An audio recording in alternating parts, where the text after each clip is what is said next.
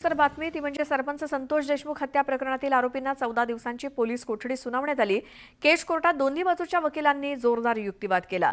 आरोपींवरती मोक्का लागणार असल्याचे संकेत सर्व घडामोडींवरून मिळत आहेत।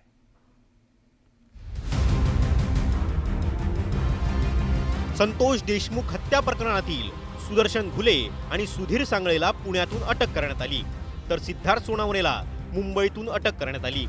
आरोपींना पोलीस कोठडी सुनावण्याच्या आधी कोर्टात सरकारी वकील बाळासाहेब कोल्हेंनी काय युक्तिवाद केला ते आता पाहूयात।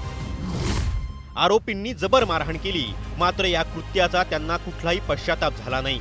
आरोपींवर अनेक गुन्हे दाखल आहेत। संघटित गुन्ह्यातील साथीदार कोण आहेत हे तपासणं गरजेचं आहे, असा मुद्दा सरकारी वकिलांनी मांडला।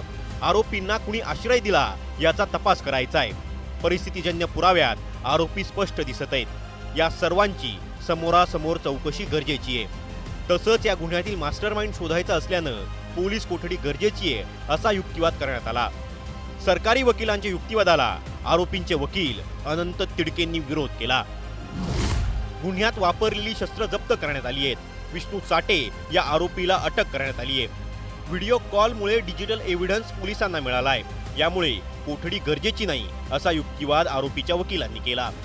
पार्श्वभूमी पाहता किंवा नंतर जे काही सगळे रिपरकशन्स झाले या सगळ्यामध्ये त्याचा सिरियसनेस घालून बसले गुन्हे। आता त्यांनी ते तसं स्टेटमेंट करतायत, पण तसं काय दिसतंय असं काही मला वाटत नाही। कोर्टात सरकारी वकिलांनी एका गंभीर मुद्द्याकडे लक्ष वेधलं। पहिली तक्रार वेळेत घेतली असती तर गुन्हा घडला नसता। राजकीय वरदहस्ताशिवाय हा गंभीर प्रकार शक्यच नाही, असा युक्तिवाद सरकारी वकिलांनी केला। जिल्ह्यातील संघटित गुन्हेगारीमुळे मोठे उद्योग इथं येत नाही, असा आरोप यावेळी अधिकाऱ्यांनी केला। कोर्टानं दोन्ही बाजूचे युक्तिवाद ऐकल्यानंतर आरोपींना 14 दिवसांची पोलीस कोठडी सुनावली आहे। Bureau report, news 18 Lokmat. पुन्हा बघूया